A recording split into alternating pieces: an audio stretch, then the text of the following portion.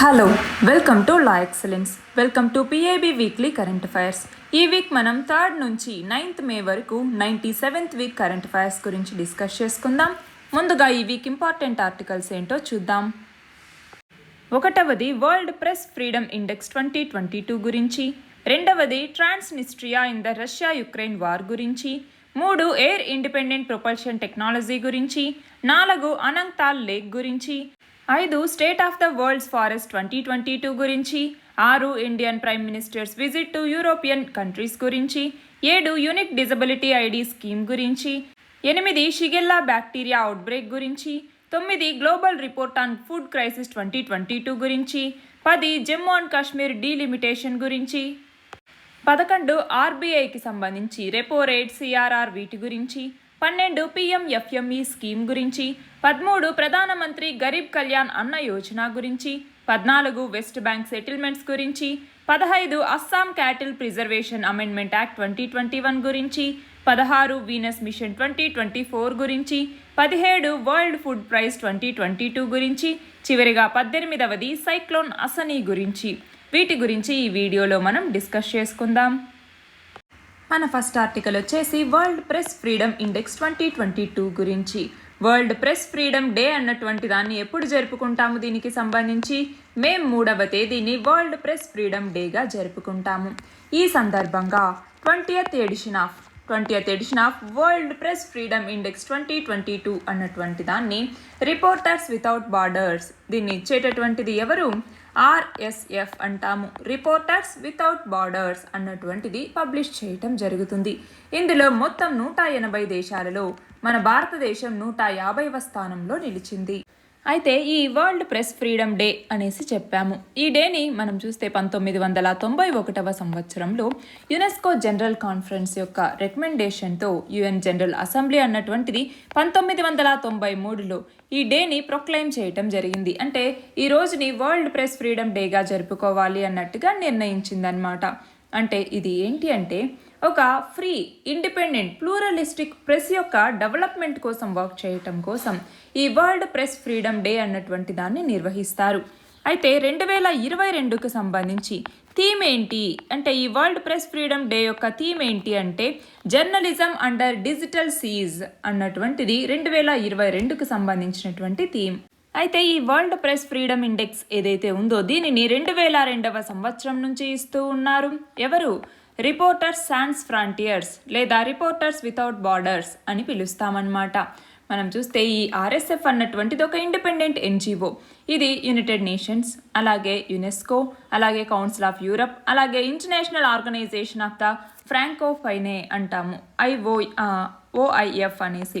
వీటన్నింటికి సంబంధించి ఇది ఒక కన్సల్టేటివ్ స్టేటస్ని కలిగి ఉందన్నమాట. అంటే మనం చూస్తే ఈ OIF అన్నటువంటిది 54 ఫ్రెంచ్ స్పీకింగ్ నేషన్స్ యొక్క కలెక్టివ్. అందుకే దాన్ని ఫ్రాంకోఫోనే అనేసి నేను చెప్పాను. సరే, ఈ ఇండెక్స్ అన్నటువంటిది ఏం చేస్తుంది? కంట్రీస్ని అలాగే రీజియన్స్ని కూడా ఫ్రీడమ్, అంటే ఆయా దేశాల్లో ఆయా రీజియన్స్లో జర్నలిస్టుల యొక్క ఫ్రీడమ్ ఎలా ఉంది అన్నటువంటి ఆ లెవెల్ని దాన్ని బేస్ చేసుకొని ఈ ఇండెక్స్లో ర్యాంకులు అనేది ఇవ్వటం జరుగుతుంది. అంటే జర్నలిజం యొక్క క్వాలిటీని ఇక్కడ ఇండికేటర్గా తీసుకోవట్లేదు. ఆ జర్నలిస్టులకి ఇచ్చేటటువంటి ఫ్రీడమ్ ఏదైతే ఉంటుందో దాని యొక్క లెవెల్ ఎలా ఉంటుంది అన్నటువంటి దాన్ని ఇది పరిగణలోకి తీసుకుంటుంది. ఇందులో మనం చూస్తే 0 నుంచి 100 వరకు వివిధ క్రైటీరియాతో ఆ స్కోర్ని ఇవ్వటం జరుగుతుంది. 100 అంటే ఏంటి? బెస్ట్ పాసిబుల్ స్కోర్ అనమాట. అంటే ప్రెస్ ఫ్రీడమ్కి సంబంధించి హైయెస్ట్ పాసిబుల్ లెవెల్. 0 అన్నటువంటిది వర్స్ట్ లెవెల్ అనమాట. అయితే మనం చూస్తే వరల్డ్లో పర్ఫార్మెన్స్ ఎలా ఉంది అంటే ఈ రిపోర్ట్ ఏం చెప్తుంది అంటే మనకి పోలరైజేషన్ అన్నటువంటిది 2 రెట్లు పెరిగింది అన్నట్టుగా చెప్పటం జరిగింది. అలాగే టాప్ వచ్చేసరికి ఫస్ట్ ప్లేస్లో ఏ దేశం ఉంది అంటే నార్వే అన్నటువంటిది ఉంది. 2వ ప్లేస్లోకి వచ్చేసరికి డెన్మార్క్ అన్నటువంటిది ఉంది. 3వ ప్లేస్లోకి వచ్చేసరికి స్వీడన్ అన్నట్టు ఉంది. 4వ ప్లేస్లో ఏమో ఎస్టోనియా అన్నటువంటిది ఉంది. అలాగే 5వ ప్లేస్లోకి వచ్చేసరికి ఫిన్లాండ్ అన్నటువంటిది ఉంది. ఇవన్నీ టాప్ పొజిషన్స్లో ఉన్నాయి. నార్త్ కొరియా అన్నటువంటిది 180 కంట్రీస్లో బాటంలో ఉందన్నమాట. రష్యా అన్నటువంటిది 155వ పొజిషన్లో ఉంది. భారతదేశం ఏమో 150వ పొజిషన్లో ఉంది. మన నెక్స్ట్ ఆర్టికల్ వచ్చేసి ట్రాన్స్నిస్ట్రియా అన్నటువంటి ప్లేస్ గురించి. ఏంటి ఈ ట్రాన్స్నిస్ట్రియా అన్నటువంటి ప్లేస్? మనం చూస్తే రష్యాకి ఉక్రెయిన్కి వార్ అన్నటువంటిది దాదాపు 2 నెలలు కావస్తోంది. అయితే ఇందులో ఇప్పుడు ట్రాన్స్నిస్ట్రియా అంటే ఇక్కడ చూడండి మాల్దోవా అన్నటువంటి దేశం అనేది ఉంది కదా, ఇది వచ్చేసి ఉక్రెయిన్ అనమాట. ఈ ఉక్రెయిన్కి మరియు మాల్దోవాకి ఇక్కడ చూపిస్తున్నటువంటి రెడ్ ప్లేస్, కొంచెం ఈ టైనీ ప్లేస్ ఏదైతే ఉందో ఇది ట్రాన్స్నిస్ట్రియా అన్నటువంటిది. ఇది మాల్దోవా నుంచి బ్రేక్ అవే అయినటువంటి ఒక చిన్న రీజియన్ అనమాట. ఇది 1990లలో సోవియట్ యూనియన్ అనేటటువంటిది కొలాప్స్ అయిన తర్వాత ఇది ఒక రెమినెంట్గా అలా మిగిలిపోయింది. అయితే ట్రాన్స్నిస్ట్రియాని మాల్దోవా లాగా అంటే ఒక ఇండిపెండెంట్గా డిక్లేర్ చేయటం జరిగింది. అయితే మాల్దోవియన్ ట్రూప్స్ ఈ టెరిటరీని 1990 నుంచి 1992 మధ్య వీళ్ళు ఆక్రమించుకోవాలి అన్నట్టుగా చూశారనమాట. కానీ ట్రాన్స్నిస్ట్రియా అన్నటువంటిది వాళ్ళని రెసిస్ట్ చేయటం జరిగింది. అంటే ట్రాన్స్నిస్ట్రియాలో అప్పుడు రష్యన్ సోల్జర్స్ ఉండేవాళ్ళు. సో అప్పటి నుంచి కూడా మాల్దోవియన్ కంట్రోల్లోనే ఇది ఉంటుంది, కానీ ఇది ఫ్రీగా ఉంటుందన్నమాట. అయితే ఏదేమైనా కూడా చాలా కంట్రీస్ ఈ ట్రాన్స్నిస్ట్రియాని మాల్దోవాలో పార్ట్గానే చూస్తూ ఉంటారు. అంటే రష్యా కూడా దీనిని ఒక ఇండిపెండెంట్గా గుర్తించలేదు, అంటే ఇది ఆల్మోస్ట్ మాల్దోవాలోనే ఒక భాగంగా అన్ని గుర్తిస్తూ ఉన్నాయి చాలా స్టేట్స్ అన్నటువంటివి. చాలామంది ట్రాన్స్నిస్ట్రియన్స్ డ్యూయల్ సిటిజన్షిప్ని కలిగి ఉన్నారు. అంటే ఏంటి, రష్యా మరియు ట్రాన్స్నిస్ట్రియాకి. అలాగే ట్రిపుల్ సిటిజన్షిప్ని కూడా కలిగి ఉన్నారు. వేటికి, రష్యాకి, మాల్దోవాకి, అలాగే ట్రాన్స్నిస్ట్రియాకి, మూడింటికి కూడా. అలాగే దీని యొక్క ఎకానమీ అన్నటువంటిది వీటి యొక్క గ్యాస్కి సంబంధించి ఏదైనా సబ్సిడీస్కి సంబంధించి రష్యా మీదే డిపెండ్ అవుతుంది. అలాగే దీనికి సంబంధించి ఓన్ గవర్నమెంట్ అనేది ఉంది. అంటే ఆల్రెడీ ఇప్పుడు చెప్పుకున్నాం, రష్యా నుంచే దీనికి ఫ్రీ గ్యాస్ అనేది వస్తుంది, సబ్సిడీస్ అనేవి వస్తాయి అన్నట్టుగా. సో ఆ గవర్నమెంట్ అనేటటువంటిది ఖచ్చితంగా ప్రో రష్యనే అయి ఉంటుంది. అలాగే పార్లమెంట్ అనేది ఉంది, ఆర్మ్డ్ ఫోర్స్ అనేది ఉంది, దీనికి ఒక కాన్స్టిట్యూషన్ ఉంది, దీనికి ఒక ఫ్లాగ్ ఉంది, దీనికి ఒక నేషనల్ యాంథమ్ కూడా ఉంది. 2006 సంవత్సరంలో ఇక్కడ ఒక రెఫరెండం పెట్టారనమాట. పెట్టినప్పుడు 97.2% ఇక్కడ ఉన్నటువంటి ఈ ట్రాన్స్నిస్ట్రియన్స్ ఎవరైతే ఉన్నారో వాళ్ళు రష్యాతో ఇంటిగ్రేట్ అవ్వాలి అన్నట్టుగా ఓట్ చేయటం జరిగింది. ఇక్కడి పాపులేషన్ 4,70,000 మంది వరకు ఉంటారు. ఏరియా 4,000 స్క్వేర్ కిలోమీటర్స్ ఉంటుంది. అయితే ఈ ట్రాన్స్నిస్ట్రియా యొక్క ఇంపార్టెన్స్ ఏంటి రష్యాకి అంటే, మనం చూస్తే ట్రాన్స్నిస్ట్రియా అన్నటువంటిది చాలా ఇంపార్టెంట్ లొకేషన్. ఎందుకని, ఈ ఉక్రెయిన్కి ఇది పక్కనే ఉంది కాబట్టి. అంటే పక్కనే ఉంది కాబట్టి ఇక్కడ నుంచి వాళ్ళు ఉక్రెయిన్లోకి వెళ్ళటానికి రష్యన్స్కి చాలా ఈజీగా ఉంటుంది. అంతేకాకుండా వెస్ట్లో ఏవైతే ఫియర్స్ అనేవి ఉన్నాయో, అలాగే ఉక్రెయిన్ మరియు ట్రాన్స్నిస్ట్రియా ఏదైతే అంటే రష్యాకి ఉక్రెయిన్కి మధ్య కాన్ఫ్లిక్ట్లో ఇది ఒక స్టేజింగ్ గ్రౌండ్ లాగా పనిచేస్తుంది. అంతేకాకుండా ఈ ఉక్రెయిన్కి సౌత్ వెస్టర్న్ కార్నర్ని కటాఫ్ చేయటానికి ఈ ట్రాన్స్నిస్ట్రియాని రష్యా యూజ్ చేసుకోవటానికి చాలా వరకు, అంటే ఇటు బ్లాక్ సీ కోస్ట్కి సంబంధించి కానీ రష్యన్ కంట్రోల్ చేస్తున్నటువంటి ఆ కారిడార్కి సంబంధించి ట్రాన్స్నిస్ట్రియా అన్నటువంటిది ఆల్రెడీ రష్యన్ కంట్రోల్లోనే ఉంది. కాబట్టి ఆ బ్లాక్ సీ పోర్ట్ ఏదైతే ఒడెస్సా అన్నటువంటి దాన్ని ట్రాన్స్నిస్ట్రియాకి దీనికి లింక్ చేసుకోవటానికి రష్యా అన్నటువంటిది చాలా సక్సెస్ అయింది అనేసి చెప్పచ్చు.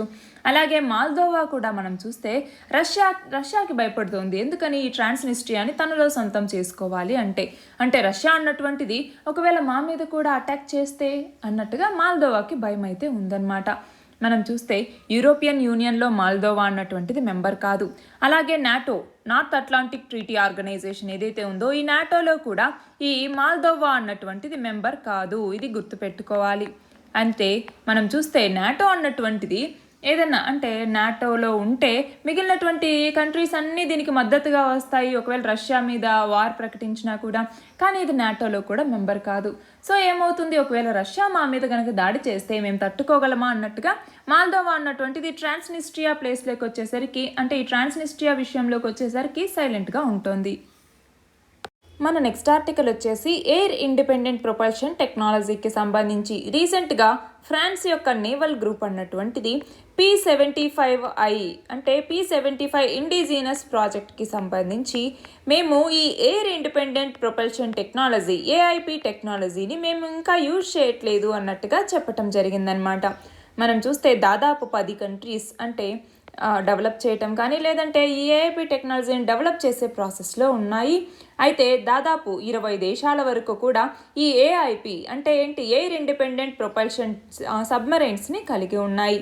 అసలు ఏంటి ఈ P-75I అన్నటువంటి ప్రాజెక్ట్ అన్నటువంటిది, ఇది మనం తెలుసుకోవాలి. P-75I అన్నటువంటి ప్రాజెక్ట్ ఏంటి, 1999 జూన్లో క్యాబినెట్ కమిటీ ఆన్ సెక్యూరిటీ అన్నటువంటిది 30 సంవత్సరాల ప్లాన్ని నేవీ కోసం తీసుకురావటం జరిగింది. దేని కింద 2030 నాటికల్లా మొత్తం 24 సబ్మరైన్స్ని డెవలప్ చేయాలి అన్నట్టుగా దీని కింద లక్ష్యంగా పెట్టుకున్నారు. ఫస్ట్ ఫేజ్లోకి వచ్చేసరికి రెండు లైన్స్ ఆఫ్ ప్రొడక్షన్ జరగాలి అన్నట్టుగా. అందులో ఏంటి అంటే ఒకటి P-75 అన్నటువంటిది, 2 P-75I అన్నటువంటిది. దీంతో ప్రతి దాంట్లో కూడా 6 సబ్మరైన్స్ని ప్రొడ్యూస్ చేయటం జరుగుతుంది. అయితే ఈ 6 సబ్మరైన్స్ కూడా డీజిల్ ఎలక్ట్రిక్ అయి ఉండాలి. అంటే వాటిని AIP టెక్నాలజీతో దాని తర్వాత ఫిట్ చేయడానికి అవి అనువుగా ఉండాలన్నమాట. ఇక P-75I ప్రాజెక్ట్లోకి వచ్చేసరికి ఈ ఈ ఈ సబ్మరైన్స్ ఏవైతే ఉంటాయో వీటి యొక్క కన్స్ట్రక్షన్ అన్నటువంటిది ఇండిజినస్గా జరగాలి. అంటే అందులో state of the art air independent propulsion సిస్టమ్ని ఇందులో ఎక్విప్ చేయాలి అన్నట్టుగా ఈ P-75I అన్నటువంటి ప్రాజెక్ట్ని తీసుకురావటం జరిగింది.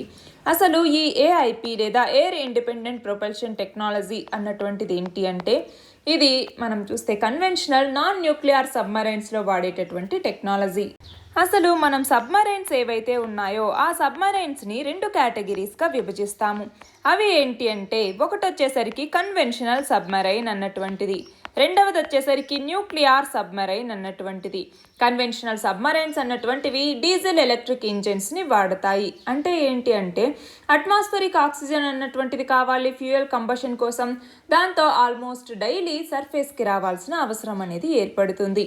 అంటే ఏంటి, ఈ కన్వెన్షనల్ సబ్మరైన్స్లో ఆక్సిజన్ కోసము రోజుకొకసారైనా బయటకు వచ్చే ఆక్సిజన్ని తీసుకొని మళ్ళీ లోపలికి వెళ్ళాలి.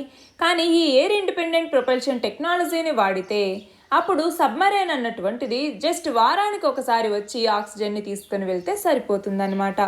సో దాంతో కంపేర్ చేసుకుంటే ఇది బెస్టే కదా అన్నట్టుగా ఇండిజినస్గా దీన్ని డెవలప్ చేయాలి అన్నట్టుగా మనం చూస్తే NMRL అంటే ఏంటి, naval materials research laboratory DRDO అన్నటువంటిది DRDO దీన్ని ఒక అంబిషియస్ ప్రాజెక్ట్గా తీసుకురావటం జరిగింది.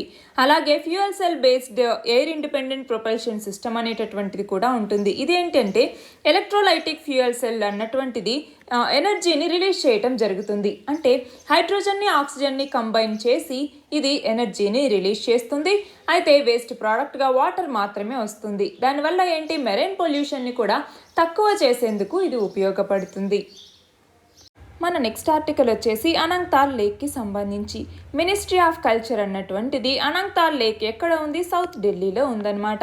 ఈ సౌత్ ఢిల్లీలో ఉన్నటువంటి ఈ హిస్టారిక్ ప్లేస్ ఏదైతే ఉందో దీని యొక్క రెస్టరేషన్కి ఆర్డర్స్ అనేవి పాస్ చేయటం జరిగింది మినిస్ట్రీ ఆఫ్ కల్చర్. అయితే నేషనల్ మాన్యుమెంట్స్ అథారిటీ NMA అలాగే ఆర్కియలాజికల్ సర్వే ఆఫ్ ఇండియా ఇవి రెండు కూడా ఈ నేషనల్ మాన్యుమెంట్ అయినటువంటి అనంగ్తాల్ లేక్ ఏదైతే ఉందో దీనికి సంబంధించి దాని యొక్క కన్జర్వేషన్ వర్క్ని చేపట్టండి అన్నట్టుగా అఫీషియల్స్ని అడగటం జరిగిందనమాట. మనం చూస్తే ఈ లేక్ అన్నటువంటిది సౌత్ ఢిల్లీలోని మెహ్రౌలీ దగ్గర ఉందన్నమాట. అయితే దీనిని మనం చూస్తే 1060వ సంవత్సరంలో తోమార్ కింగ్ అయినటువంటి అనంగ్ పాల్ II ఆయన పేరు మీదనే దీనికి అనంగ్తాల్ లేక్ అన్నటువంటి పేరు కూడా వచ్చిందనమాట. ఈ అనంగ్ పాల్ II ఈ లేక్ని అక్కడ కన్స్ట్రక్ట్ చేశాడు, అంటే క్రియేట్ చేశాడు అన్నట్టుగా చెప్తూ ఉంటారు. అయితే అనంగ్తాల్ లేక్కి సంబంధించి అంటే రాజస్థాన్ అన్నటువంటిది దీంతో ఒక మహారాజా అనంగ్ పాల్ ఎవరైతే ఉన్నారో వీళ్ళకి ఈ రాజస్థాన్ కనెక్షన్ అనేటటువంటిది ఉందన్నమాట.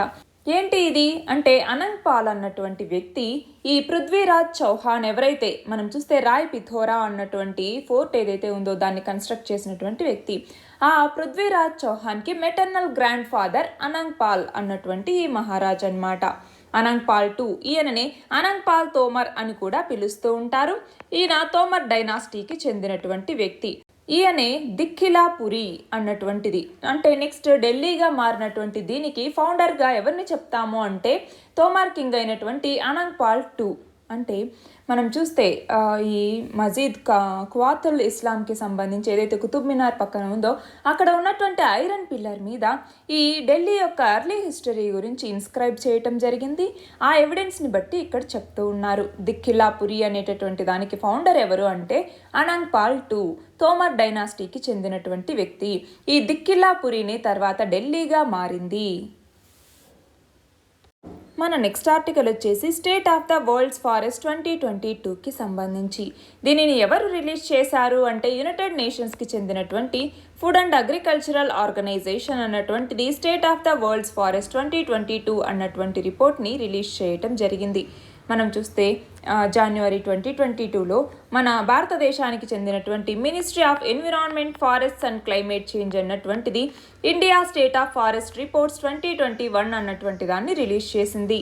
అంతేకాకుండా Glasgow leaders declaration on forest and land use అన్నటువంటి దాంట్లో భాగంగా 140 దేశాలు ఫారెస్ట్ లాస్ని 2030 నాటికి తగ్గిస్తాము, అలాగే వాటి యొక్క రీస్టోరేషన్కి మేము సహాయపడతాము, అంతేకాకుండా ఫారెస్ట్ నుంచి అంటే సస్టైనబుల్ ప్రొడక్షన్ మరియు కన్సంప్షన్ జరిగేలాగా చూస్తాము అన్నట్టుగా దాదాపు 140 దేశాలు ప్లెడ్జ్ చేయటం జరిగింది. అయితే state of the world forest రిపోర్ట్కి సంబంధించి ఇది బయాన్యువల్ రిపోర్ట్ అన్నమాట. అంటే ఏంటి, 2 సంవత్సరాలకి ఒకసారి ఈ రిపోర్ట్ని రిలీజ్ చేయటం జరుగుతుంది. మనం చూస్తే ఫారెస్ట్ ఎకోసిస్టమ్కి సంబంధించి ఇంపార్టెంట్ స్టాక్ టేక్స్ ఏవైతే ఉంటాయో వాటికి సంబంధించి ఈ రిపోర్ట్ని రిలీజ్ చేస్తారు. అయితే 2022 ఎడిషన్ ఏదైతే ఉందో దీని కింద ఏంటి అంటే 3 ఫారెస్ట్ పాత్వేస్ గురించి ఇక్కడ ఇవ్వటం జరిగింది. అంటే ఏంటి, గ్రీన్ రికవరీ, అలాగే మల్టీ డైమెన్షనల్ ప్లానెటరీ క్రైసిస్ని ట్యాకిల్ చేయటం, అంటే క్లైమేట్ చేంజ్, బయోడైవర్సిటీ లాస్, ఇలాంటి వాటిని అచీవ్ చేయటం లక్ష్యంగా ఈ 2022 ఎడిషన్ అనేది రిలీజ్ అయింది. ఇందులో భాగంగా 3 ఫారెస్ట్ పాత్వేస్ అనేవి ఉన్నాయి.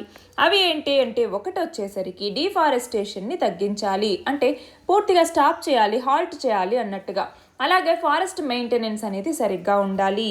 రెండవది వచ్చేసరికి ఈ డీగ్రేడెడ్ ల్యాండ్స్ ఏవైతే ఉన్నాయో వాటిని రిస్టోర్ చేయాలి, అలాగే ఆగ్రో ఫారెస్ట్రీని ఎక్స్పాండ్ చేయాలి అన్నట్టుగా. మూడవది వచ్చేసరికి ఫారెస్ట్ని అలాగే అంటే ఏంటి, మన యొక్క గ్రీన్ వాల్యూ చైన్ ఏదైతే ఉందో దాన్ని బిల్డ్ చేయాలి, దాంట్లో సస్టైనబిలిటీని తీసుకురావాలి అన్నటువంటి ఈ 3 ఫారెస్ట్ పాత్వేస్తో ఈ state of the world forest report అన్నటువంటి 2022 ఎడిషన్ని రిలీజ్ చేశారు. అయితే ఇందులో చెప్పేసరికి ఈ కీ హైలైట్స్ ఏంటి అంటే ఒకటి, ఫారెస్ట్లో లాస్ అనేటటువంటిది వచ్చింది. మనం చూస్తే 1990 నుంచి 2020 దాకా కూడా 420 మిలియన్ హెక్టార్ల ఫారెస్ట్ అనేది మనం కోల్పోయాము. అంతేకాకుండా మనం చూస్తే దీనివల్ల ఏమవుతుంది, ఇన్ఫెక్షియస్ డిసీజెస్ అనేవి పెరుగుతూ ఉన్నాయి. దాదాపు 250 ఎమర్జింగ్ ఇన్ఫెక్షియస్ డిసీజెస్లో 15% ఈ ఫారెస్ట్లకు లింక్ అయి ఉన్నాయి అన్నట్టుగా మనం చెప్పచ్చు.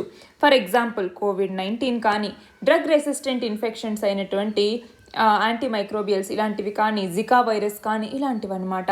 అంతేకాకుండా పావర్టీ అనేది పెరిగింది.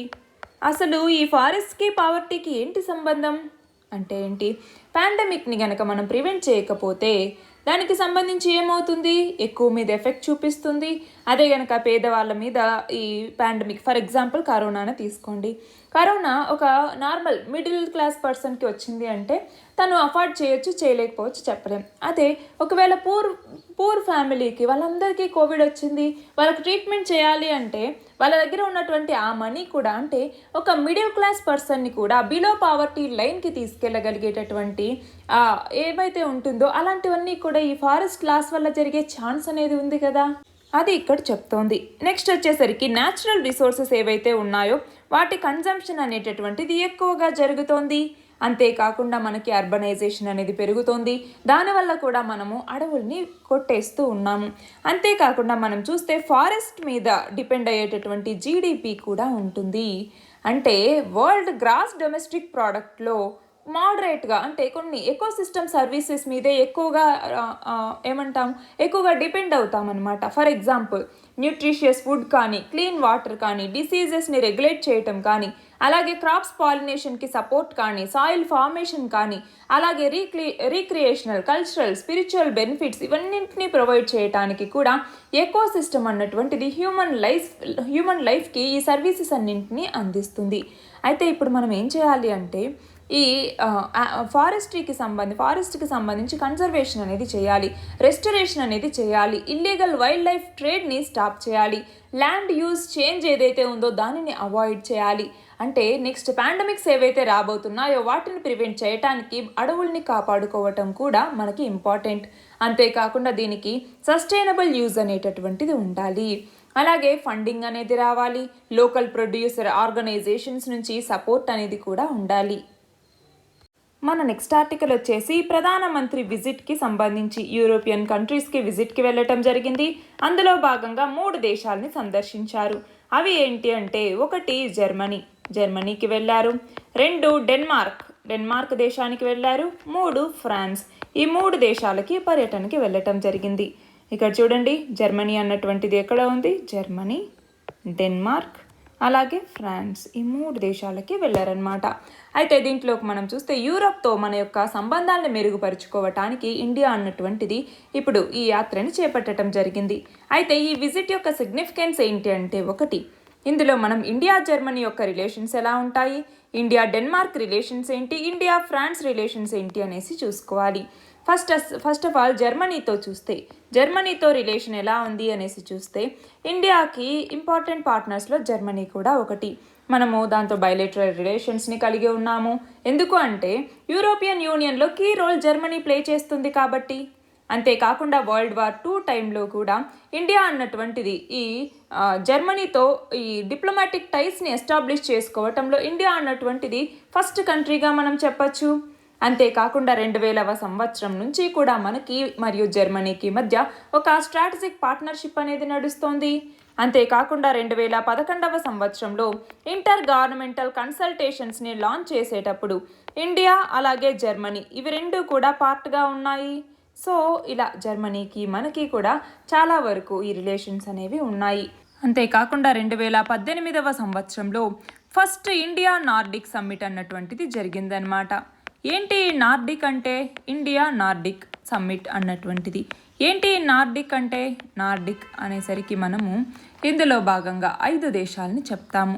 అవి ఏంటి అంటే 1 స్వీడన్ అన్నటువంటిది, 2 ఫిన్లాండ్ అన్నటువంటిది, 3 నార్వే అన్నటువంటిది, 4 డెన్మార్క్ అన్నటువంటిది, 5వది వచ్చేసరికి ఐస్లాండ్ అన్నటువంటిది.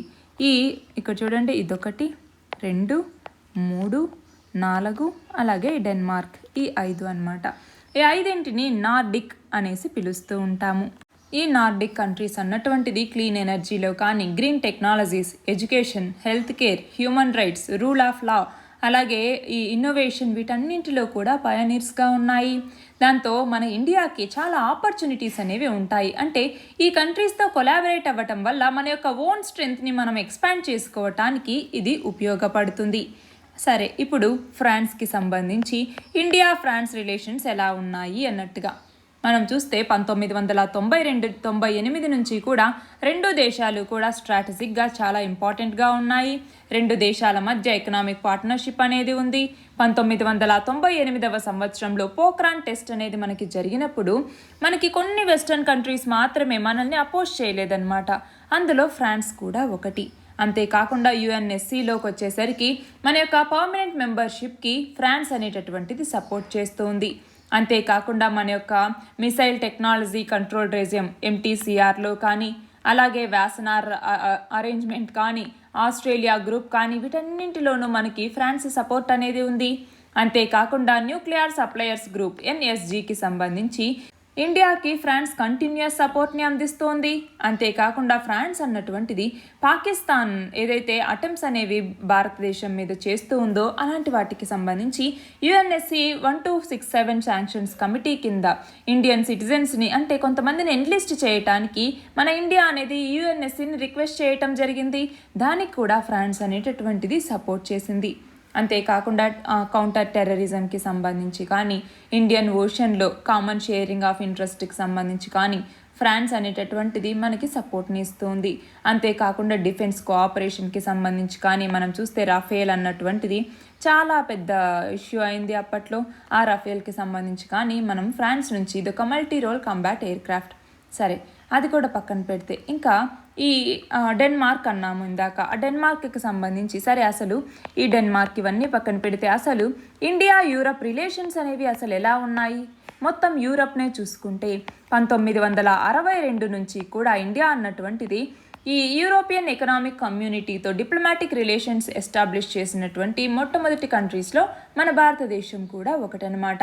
అంతేకాకుండా ఈ మినిస్ట్రియల్ మీటింగ్స్, అలాగే ఒక పొలిటికల్ డైలాగ్, ఇలాంటి వాటికి సంబంధించి ఒక రిలేషన్షిప్ని బాండ్ చేసుకోవటానికి ఒక కోఆపరేషన్ అగ్రిమెంట్ మీద 1994లో మన భారతదేశం సంతకం చేసింది. అంతేకాకుండా యూరప్కి విజిట్కి సంబంధించి కూడా మనం చూస్తే ఇండియా యూరప్ సమ్మిట్ అనేటటువంటిది జరిగింది. ఫ్రీ ట్రేడ్ అగ్రిమెంట్ నెగోసియేషన్స్ని పెంచుకోవటానికి, అలాగే ప్రస్తుతం మనకి ఈ ఏవైతే ఇప్పుడు ఆ సెట్ ఆఫ్ స్టేజ్ అనేది ఉందో దానిని నిలబెట్టుకోవటానికి మన ప్రధానమంత్రి యూరప్ విజిట్కి వెళ్ళటం జరిగింది. మన నెక్స్ట్ ఆర్టికల్ వచ్చేసి యూనిక్ డిసబిలిటీ ఐడి స్కీమ్కి సంబంధించి ministry of social justice and empowerment అన్నటువంటిది స్టేట్స్కి ఈ యూనిక్ డిసబిలిటీ ఐడి స్కీమ్స్ని, అంటే ఎవరైతే పర్సన్స్ విత్ డిజబిలిటీస్ ఉంటారో అలాంటి వాళ్ళకి 75 డిస్ట్రిక్ట్స్లో ఈ యూనిక్ డిజబిలిటీ ఐడిని, ఈ స్కీమ్ని ఇంప్లిమెంట్ చేయండి, దాన్ని స్పీడప్ చేయండి అన్నట్టుగా రాష్ట్రాలకి చెప్పటం జరిగిందనమాట. మనం చూస్తే రూరల్ డెవలప్మెంట్ మినిస్ట్రీ అన్నటువంటిది ఈ యూడిఐడి ప్రోగ్రామ్ని 90 డే క్యాంపెయిన్గా తీసుకురావటం జరిగింది. మనం చూస్తే ఏవైతే సెలెక్టెడ్ డిస్ట్రిక్ట్స్ అనేవి ఉన్నాయో ఆజాదీ కా అమృత్ మహోత్సవ్లో భాగంగా ఈ 75 డిస్ట్రిక్ట్స్లో 90 డే క్యాంపెయిన్గా దీన్ని తీసుకురావటం జరిగింది. ఈ 75 డిస్ట్రిక్ట్స్లో కూడా 17 సెంట్రల్ గవర్నమెంట్ స్కీమ్స్ని 100% కవరేజ్ ఉండేలాగా చూడాలి అన్నట్టుగా స్టేట్స్కి చెప్పటం జరిగింది. అసలు ఈ యూనిక్ డిజబిలిటీ ఐడి అన్నటువంటిది ఏంటి అంటే, మనం చూస్తే ఈ పీడబ్ల్యూడీకి సంబంధించి, అంటే ఎవరైతే పర్సన్స్ విత్ డిజబిలిటీస్ ఉంటారో వీళ్ళకి ఒక నేషనల్ డేటాబేస్ని క్రియేట్ చేయటానికి, దాని కింద ఒక యూనిక్ డిజబిలిటీ ఐడెంటిటీ కార్డ్ని డిజబిలిటీ ఉన్నటువంటి ప్రతి పర్సన్కి ఇష్యూ చేయటం కోసం ఈ యూనిక్ డిజబిలిటీ ఐడెంటిటీ కార్డ్ అన్నటువంటి దాన్ని తీసుకురావటం జరిగింది. ఈ ప్రాజెక్ట్ కింద transparency, efficiency, is of delivering, అంటే గవర్నమెంట్ బెనిఫిట్స్ని ఆ డిజబిలిటీస్ ఉన్నటువంటి పర్సన్స్కి అందించటం కానీ, ఒక యూనిఫార్మిటీని క్రియేట్ చేయటానికి కానీ ఈ ప్రాజెక్ట్ అన్నటువంటిది ఉపయోగపడుతుంది. మనం చూస్తే international day of persons with disabilities అన్నటువంటి దాన్ని ఎప్పుడు జరుపుకుంటాము? మనము డిసెంబర్ 3వ తేదీని ఏం జరుపుకుంటాము? International day for persons with డిజబిలిటీస్గా మనం జరుపుకుంటాము. యునైటెడ్ నేషన్స్ అన్నటువంటిది దీనిని ఆ రోజుగా మార్క్ చేయటం జరిగిందనమాట. అయితే ఎన్ఎస్ఓ రిపోర్ట్ ప్రకారం, నేషనల్ స్టాటిస్టికల్ ఆఫీస్ యొక్క రిపోర్ట్ ప్రకారం మన దేశంలో 2.2% మంది పర్సన్స్కి మెంటల్ డిజబిలిటీ లేదా ఫిజికల్ డిజబిలిటీ అనేటటువంటిది ఉంది. అలాగే rights of persons with disabilities act అన్నటువంటి దాన్ని 2016వ సంవత్సరంలో తీసుకురావటం జరిగింది. అలాగే మనం చూస్తే దీనిని పర్సన్స్ విత్ డిజబిలిటీస్ యాక్ట్ 1995 ఏదైతే ఉందో ఆ 1995ని రీప్లేస్ చేస్తూ 2016లో ఈ పర్సన్స్ విత్ డిజబిలిటీస్ యాక్ట్ని తీసుకురావటం జరిగింది. అలాగే డిజబిలిటీకి సంబంధించి యాక్సెసిబుల్ ఇండియా క్యాంపెయిన్ అనేసి, అలాగే assistance to disabled persons for purchase fitting of AIDS and appliances, లేదా దీనిని ఏడిఐపి అన్నటువంటిది అనమాట. ఇదొకటి. Deen Dayal disabled rehabilitation scheme అనేసి, అలాగే యూనిక్ డిజబిలిటీ ఐడెంటిఫికేషన్ ప్రాజెక్ట్ ఇదొకటి, అలాగే నేషనల్ మెంటల్ హెల్త్ ప్రోగ్రామ్ అన్నటువంటిది, అలాగే international day for persons with disabilities అన్నటువంటిది, అలాగే డిజబిలిటీస్ ఉన్నటువంటి స్టూడెంట్స్కి నేషనల్ ఫెలోషిప్ కానీ, ఇలాంటి స్కీమ్స్ అన్నింటినీ గవర్నమెంట్ తీసుకురావటం జరిగింది. మన నెక్స్ట్ ఆర్టికల్ వచ్చేసి షిగెల్లా బ్యాక్టీరియా అవుట్బ్రేక్కి సంబంధించి. ఇటీవల మనం చూస్తే కేరళలో ఉన్నటువంటి కాసర్గోడ్ డిస్ట్రిక్ట్లో ఫుడ్ పాయిజన్ అనేది జరిగింది. దానికి ఈ రీజన్గా ఈ షిగెల్లా బ్యాక్టీరియా అన్నట్టుగా నమ్ముతూ ఉన్నారనమాట. మనం చూస్తే 2019లో కూడా ఈ బ్యాక్టీరియాని కేరళలో ఉన్నటువంటి కొయిలాండి డిస్ట్రిక్ట్లో కనుగొన్నారు. అయితే అసలు ఏంటి ఈ షిగెల్లా బ్యాక్టీరియా అన్నటువంటిది? షిగెల్లా అన్నటువంటిది ఒక బ్యాక్టీరియాకి సంబంధించినటువంటి జీనస్ అనమాట. అంటే జీనస్ స్పీషీస్ అలా అంటారు కదా, అలా జీనస్కి సంబంధించింది. ఇది షిగెల్లోసిస్ అనేటటువంటి ఒక ఇన్ఫెక్షన్ని కలిగిస్తుంది. మనం చూస్తే డయేరియా అన్నటువంటిది, అంటే ఈ డయేరియాని కలిగించే వాటిలో రోటా వైరస్ తర్వాత ఈ షిగెల్లా అన్నటువంటి బ్యాక్టీరియానే సెకండ్ లీడింగ్ బ్యాక్టీరియా అన్నటువంటిది వరల్డ్ వైడ్గా. అయితే షిగెల్లోసిస్ కేసెస్ అన్నటువంటిది యాన్యువల్గా వరల్డ్లో 164.7 మిలియన్ కేసెస్ అనేవి నమోదవుతూ ఉన్నాయి. దీనికి ఉన్నటువంటి సిమ్టమ్స్ ఏంటి అంటే డయేరియా, ఫీవర్, స్టమక్ క్రాంప్స్ అనేవి రావటం, దాదాపు 7 రోజుల వరకు స్టమక్ క్రాంప్స్ ఉండేటటువంటి అవకాశం అనేది ఉంది, అంటే కడుపు నొప్పి అన్నమాట. అలాగే ట్రాన్స్మిషన్ అనేది ఎలా ఉంటుందంటే షిగెల్లా అన్నటువంటిది జనరల్గా కంటామినేటెడ్ ఫుడ్ లేదా కంటామినేటెడ్ వాటర్, అంటే పర్సన్ టు పర్సన్ కాంటాక్ట్ ద్వారా కూడా ఇది ట్రాన్స్మిట్ అయ్యే అవకాశాలు అనేవి ఉన్నాయి. మనం చూస్తే ప్రైమరీగా పూర్ మరియు క్రౌడెడ్ కమ్యూనిటీస్లో, అంటే ఎక్కడైతే అడెక్వేట్ శానిటేషన్ అనేది, సేఫ్ వాటర్ అనేది అవైలబుల్గా ఉండదు, అలాంటి చోట ఎక్కువగా ఈ షిగెల్లోసిస్ అనేటటువంటిది వస్తుంది. దీనికి సంబంధించిన ఇంక్యుబేషన్ పీరియడ్ ఏంటి అంటే టిపికల్గా 1 నుంచి 4 రోజుల వరకు ఉండొచ్చు. అలాగే షిగెల్లా అన్నటువంటి దానికి సంబంధించి దీని యొక్క సివియారిటీ అన్నటువంటిది ఇందులో ఉన్నటువంటి డిఫరెంట్ స్పీషీస్, ఇన్ఫెక్టింగ్ స్పీషీస్ మీద ఆధారపడి ఉంటుంది. అంటే షిగెల్లా బొయిడి అనేసి, షిగెల్లా సొన్నై అనేసి, అలాగే షిగెల్లా ఫ్లెక్స్నెరీ అనేసి, ఇలాగా కొన్ని ఇందులో స్పీషీస్ అనేవి ఉన్నాయి. అయితే దీనికి సంబంధించి వ్యాక్సిన్స్ ఏంటి అంటే దీనికి ఇప్పటి వరకు కూడా వ్యాక్సిన్ అనేటటువంటిది లేదు. అయితే ఇది ఒక మీడియం ప్రియారిటీ బ్యాక్టీరియా కాబట్టి దీనికి సంబంధించి ఫ్లోరోక్వినోలిన్ అనేటటువంటిది, అంటే ఏషియన్ మరియు ఆఫ్రికన్ రీజియన్స్లో పర్టికులర్గా దీనికి రెసిస్టెన్స్ని ఇది అందిస్తుంది. ఒక మల్టీ డ్రగ్ రెసిస్టెన్స్గా చెప్పచ్చు అనమాట.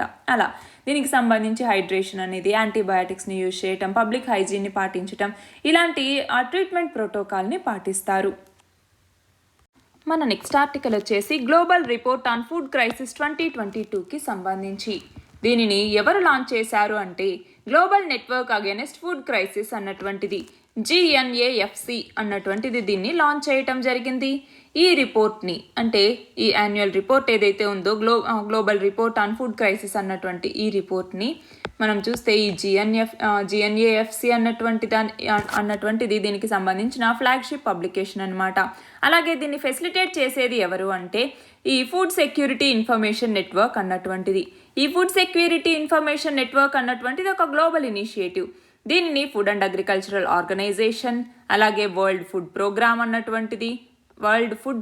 అన్నటువంటిది, అలానే చూస్తే international food policy research institute, ఇవన్నీ కూడా, అంటే దీనిని ఈ గ్లోబల్ ఇనిషియేటివ్ని కో-స్పాన్సర్ చేసేటటువంటి ఆర్గనైజేషన్స్ ఇవన్నీ. ఈ GNFAC అన్నటువంటిది యూరోపియన్ యూనియన్, FAO, అలాగే వరల్డ్ ఫుడ్ ప్రోగ్రామ్, వీటితో 2016వ సంవత్సరంలో ఇది ఫామ్ అయిందనమాట. దీని కింద ఏంటి అంటే హ్యుమానిటేరియన్ అలాగే డెవలప్మెంట్ యాక్టర్స్ ఏవైతే ఉంటాయో వాటన్నింటినీ కూడా ఒకచోటికి తీసుకొచ్చి ఫుడ్ క్రైసిస్ని ప్రివెంట్ చేయటం, అలాగే ఆ ఫుడ్ క్రైసిస్కి రెస్పాన్స్ ఇవ్వటం, అలాగే సస్టైనబుల్ డెవలప్మెంట్ గోల్ 2 అయినటువంటి ఈ హంగర్ని ఎండ్ చేయాలి అన్నటువంటి లక్ష్యం ఏదైతే ఉందో దీని వైపుగా పనిచేయటానికి ఈ GNAFC అన్నటువంటి దాన్ని ఫామ్ చేయటం జరిగింది. అయితే ఈ రిపోర్ట్లో ఉన్నటువంటి కీ పాయింట్స్ ఏంటి అంటే దాదాపు మన ప్రపంచంలో గ్లోబల్గా 40 మిలియన్ మంది పీపుల్ ఈ ఫుడ్ ఇన్సెక్యూరిటీతో బాధపడుతూ ఉన్నారు. అందులో 500,000 వచ్చేసరికి ఇథియోపియన్స్, సౌత్ మెడగాస్కర్, సౌత్ సూడానీస్, యెమెనీస్ వీళ్ళే ఉన్నారనమాట. దాదాపు 193 మిలియన్ పీపుల్ 53 కంట్రీస్ నుంచి మరియు టెరిటరీస్ నుంచి ఫుడ్ ఇన్సెక్యూరిటీని వాళ్ళు, అంటే అక్యూట్ ఫుడ్ ఇన్సెక్యూరిటీని ఎక్స్పీరియన్స్ చేస్తూ ఉన్నారు. అయితే ఈ ఫుడ్ ఇన్సెక్యూరిటీకి ఏంటి కారణాలు అని చూస్తే, ఆ రీజన్స్ ఏంటి ఫుడ్ ఇన్సెక్యూరిటీకి అనేది చూస్తే, ఒకటి వచ్చేసరికి కాన్ఫ్లిక్ట్ అనేది రావటం. అంటే ఏంటి, మనం చూస్తే వివిధ కంట్రీస్ మధ్య, టెరిటరీస్ మధ్య కాన్ఫ్లిక్ట్ అనేది రావటం వల్ల దాదాపు 139 మిలియన్ మంది పీపుల్ ఫుడ్ ఇన్సెక్యూరిటీకి లోనయ్యారు. అలాగే వెదర్ ఎక్స్ట్రీమ్స్ అంటే ఏంటి, ఈ ఏమంటాము తుఫాన్లు కానీ ఇంకేమైనా కానీ వరదలు కానీ ఇలాంటి వాటి వల్ల దాదాపు 23 మిలియన్ మంది పీపుల్, అది కూడా 8 దేశాల నుంచి అక్యూట్ ఫుడ్ ఇన్సెక్యూరిటీని ఎదుర్కొన్నారు. అంతేకాకుండా ఎకనామిక్ షాక్స్ అంటే ఏంటి, ఫర్ ఎగ్జాంపుల్ ఇప్పుడు కరోనా అనేది వచ్చింది, దానివల్ల ఏమైంది, పూర్ పీపుల్ యొక్క అవుట్ ఆఫ్ పాకెట్ ఎక్స్పెండిచర్ అనేది పెరిగింది. దాంతో వాళ్ళ యొక్క కన్సంప్షన్కి పెట్టుకునేటటువంటి ఆ మనీ అనేది తగ్గిపోయింది. జాబ్స్ అనేవి పోయాయి కోవిడ్ టైంలో. దానివల్ల వాళ్ళ యొక్క ఇన్కమ్ అనేది పడిపోయినప్పుడు వాళ్ళు సరిగ్గా ఫుడ్ ఇంటేక్ అన్నటువంటిది వాళ్ళు కావాల్సిన మోతాదులో ఎలా చేసుకోగలరు? సో ఇలాంటి ఎకనామిక్ షాక్స్ ఏమైనా జరిగినా, లేదంటే ఇంకేమైనా ఏమంటాము ద్రవ్యోల్బణం అనేది మరింతగా పెరిగింది, లేదంటే ఏదైనా క్రైసిస్ వచ్చింది, అలాంటి టైంలో ఏమవుతుంది, మన యొక్క ఫుడ్ ఇన్సెక్యూరిటీ అనేటటువంటిది పెరిగిపోతూ ఉంటుంది. కాబట్టి మనకు ఒక ఇంటిగ్రేటెడ్ అప్రోచ్ అనేది అవసరం. అలాగే ఈ స్మాల్ హోల్డర్ అగ్రికల్చర్ని ప్రియారిటైజ్ చేయాల్సిన అవసరం అనేది ఉంది. ఒక కోఆర్డినేటెడ్ అప్రోచ్లో మనము అప్రోచ్ని స్ట్రెంగ్తెన్ చేయాల్సినటువంటి అవసరం అనేది ఉంది. మన నెక్స్ట్ ఆర్టికల్ వచ్చేసి జమ్మూ అండ్ కాశ్మీర్ డీలిమిటేషన్కి సంబంధించి. దీనికి సంబంధించి అసెంబ్లీ మరియు పార్లమెంటరీ కాన్స్టిట్యుయెన్సీకి సంబంధించినటువంటి ఈ డీలిమిటేషన్ ఏదైతే జరగాలి అనేసి ఒక కమిటీని అపాయింట్ చేశారో, 3 సభ్యులతో కూడినటువంటి కమిటీ, ఆ కమిటీ తన యొక్క చివరి రోజున రిపోర్ట్ని రిలీజ్ చేయటం జరిగింది. జమ్మూ కాశ్మీర్ రీఆర్గనైజేషన్ యాక్ట్ ఏదైతే ఉందో, Jammu and Kashmir reorganisation act 2019 కింద అసెంబ్లీ సీట్స్ని పెంపొందించటం జరిగింది. మనం చూస్తే జమ్మూ అండ్ కాశ్మీర్ స్టేట్కి 111 సీట్స్ అనేవి ఉన్నాయి. అందులో మొత్తం 46 కాశ్మీర్లో, 37 వచ్చేసరికి జమ్మూలో 37, కాశ్మీర్లోకి వచ్చేసరికి 47 అనమాట. 4 వచ్చేసరికి లదాఖ్లో.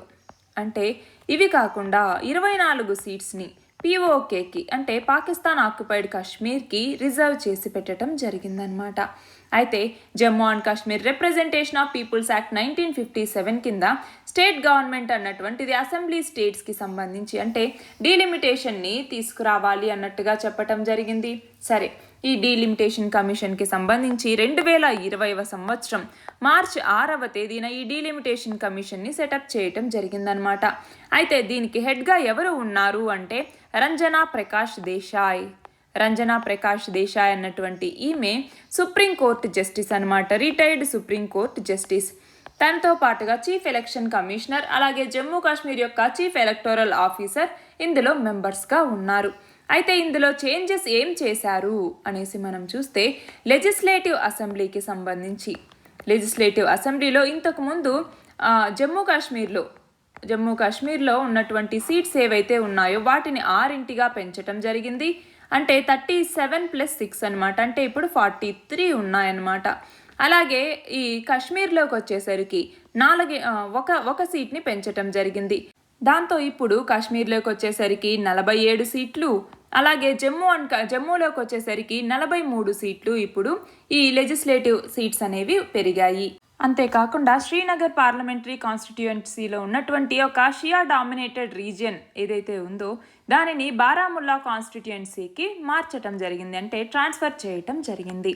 ఇప్పుడు మనకి ఒక్క జమ్మూ కాశ్మీర్లో మాత్రమే డీలిమిటేషన్ జరిగింది, కానీ మిగిలినటువంటి రెస్ట్ ఆఫ్ ద కంట్రీకి మొత్తం డీలిమిటేషన్ని 2026 వరకు పాజ్ చేసి పెట్టారు, అంటే ఫ్రాజన్ చేసి పెట్టారు అన్నట్టుగా మనం చెప్పచ్చు అనమాట. మనకి లాస్ట్ డీలిమిటేషన్ ఎక్సర్సైజ్ ఈ జమ్మూ కాశ్మీర్లో 1995లో జరిగింది. మనకి 2002లో Jammu Kashmir government Jammu Kashmir representation of the people's act ఏదైతే ఉందో దాన్ని అమెండ్ చేసి డీలిమిటేషన్ ఎక్సర్సైజ్ని 2026 వరకు కూడా ఫ్రీజ్ చేసి పెట్టడం జరిగింది. కానీ దాని తర్వాత జమ్మూ కాశ్మీర్ హైకోర్టులో ఛాలెంజ్ చేయటం జరిగింది. దాని తర్వాత డీలిమిటేషన్ని పెట్టడం జరిగింది, అంటే సెన్సస్ పాపులేషన్ బేసిస్ మీద ఈ డీలిమిటేషన్ని క్యారీ అవుట్ చేశారు. మన నెక్స్ట్ ఆర్టికల్ వచ్చేసి RBI అన్నటువంటిది మానిటరీ పాలసీ కమిటీ. ఈ ఎంపీసీలో మొత్తం 6 మంది సభ్యులు ఉంటారు. ఈ మానిటరీ పాలసీ కమిటీ అన్నటువంటిది రెపో రేట్ ఏదైతే ఉంటుందో దీనిని 40 బేసిస్ పాయింట్ల మీద, అంటే ఇంతకుముందు 4గా ఉండేది, ఇప్పుడు 4.40% ఇది చేరిందనమాట.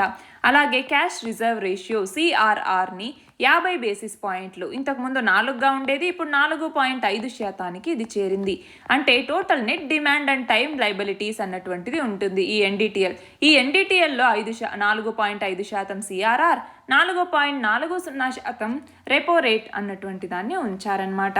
మనం చూస్తే 2020వ సంవత్సరం మే నుంచి కూడా పాలసీ రెపో రేట్స్ని అలానే ఉంచింది RBI. మళ్ళీ ఫస్ట్ టైం ఇప్పుడే పెంచడం జరిగింది. మానిటరీ పాలసీ కమిటీ ఏదైతే ఉందో దీనిని 1934లో తీసుకొచ్చినటువంటి RBI యాక్ట్ ఏదైతే ఉందో ఈ RBI యాక్ట్ కింద ఒక స్టాట్యుటరీ బాడీగా తీసుకురావటం జరిగింది. దీనికి ఆర్బీఐ గవర్నర్ ఎక్స్ అఫీషియో చైర్మన్గా ఉంటారు. ఈ ఎంపీసీ మానిటరీ పాలసీ కమిటీ అన్నటువంటిదే పాలసీ ఇంట్రెస్ట్ రేట్స్ ఏవైతే ఉంటాయో వీటిని అంటే దీనికి సంబంధించిన ఈ పాలసీ ఇంట్రెస్ట్ రేట్స్ని వాటికి సంబంధించినటువంటి డెసిషన్ తీసుకునేది ఎవరు అంటే మానిటరీ పాలసీ కమిటీ అన్నటువంటిది. ఇప్పుడు ఇందులో భాగంగా రెపో రేట్ అన్నటువంటిది 4.4% చేరింది. అలాగే స్టాండింగ్ డిపాజిట్ ఫెసిలిటీ లేదా ఎస్డిఎఫ్ అన్నటువంటిది 4.15% చేరింది. అలాగే MSF marginal standing facility rate అన్నటువంటిది 4.65% పెరిగింది. అంతేకాకుండా నెక్స్ట్ ఇంకేంటి బ్యాంక్ రేట్ అని బీఆర్ అంటాం. బ్యాంక్ రేట్ వచ్చేసరికి 4.65%. అలాగే సిఆర్ఆర్ అన్నటువంటిది క్యాష్ రిజర్వ్ రేషియో అన్నటువంటిది 4.5%. ఎస్ఎల్ఆర్ స్టాట్యుటరీ లిక్విడిటీ రేషియో అన్నటువంటిది 18%. ఎస్ఎల్ఆర్ అన్నటువంటిది ఏంటి అంటే మినిమం పర్సంటేజ్ ఆఫ్ డిపాజిట్స్ ఒక కమర్షియల్ బ్యాంక్ అనేది మెయింటైన్ చేయాల్సింది. అది క్యాష్ కావచ్చు, గోల్డ్ కావచ్చు, లేదంటే మిగిలినటువంటి సెక్యూరిటీస్ ఏవైనా కావచ్చు. మన నెక్స్ట్ ఆర్టికల్ వచ్చేసి పిఎంఎఫ్ఎంఈ స్కీమ్ గురించి. ప్రధానమంత్రి formalisation of micro food processing enterprises scheme అనేసి పిలుస్తాము. అయితే దీనికి సంబంధించి ministry of food processing industries అన్నటువంటిది, అలాగే నాఫెడ్ అంటే ఏంటి? నాఫెడ్ అంటే national agriculture cooperative marketing federation of India limited అంటాము. ఇవి రెండూ కలిసి వన్ డిస్ట్రిక్ట్ వన్ ప్రోడక్ట్ అన్నటువంటి 3 బ్రాండ్స్ని ఈ పిఎంఎఫ్ఎంఈ స్కీమ్ కింద 3 బ్రాండ్స్ని లాంచ్ చేయటం జరిగింది. దానికి సంబంధించినటువంటిదే ఈ ఆర్టికల్.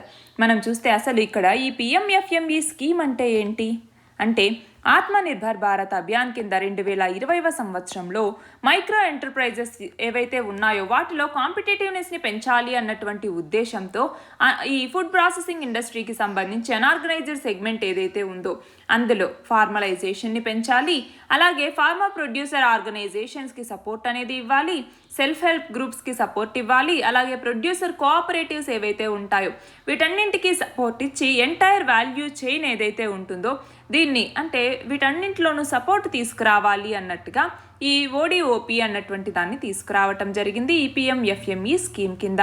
దీని కింద ఈ ఓడిఓపి అన్నటువంటి అప్రోచ్ కింద ఏంటి?